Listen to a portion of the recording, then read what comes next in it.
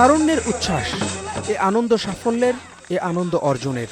Comilla Victoria কলেজে ভালো ফল করা শিক্ষার্থীরা সহপাঠীদের নিয়ে মেতেছেন উল্লাসে।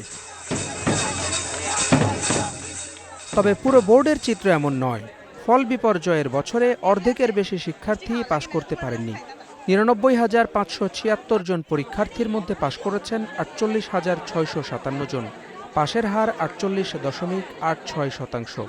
এ নিয়ে মিশ্র প্রতিক্রিয়া অভিভাবক আর শিক্ষার্থীদের। আগের যে শিক্ষা ব্যবস্থা ছিল ওটার থেকে এখন আস্তে আস্তে কাটায় ওঠার জন্য প্রথম ধাক্কাটাই এইটা।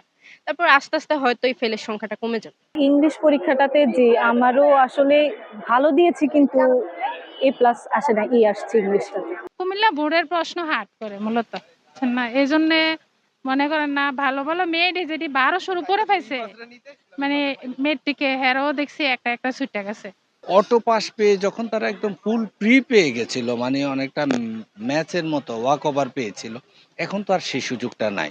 ফল খারাপের পেছনে অনেকে অনেক কারণের কথা বললেও শিক্ষকরা একেই বলছেন প্রকৃত চিত্র। মেধা যতই থাকুক, যে কালকে আমি বই খুলে নকল করে পরীক্ষা দিতে পারবো, এই ধরনের চিন্তায় থাকতো। কিন্তু এখন না, আমাকে পড়াশোনা করতে হবে। এই বোধটুকু ছাত্রদের মাঝে জাগিয়ে দিতে পেরেছে বোর্ড, সেই ব্যবস্থাই করেছে। বোর্ডের কর্মকর্তারাও একে খারাপ ফল বলতে চান না।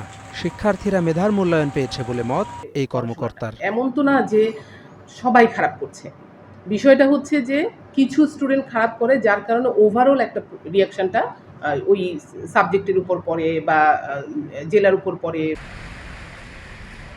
Desk report, star news.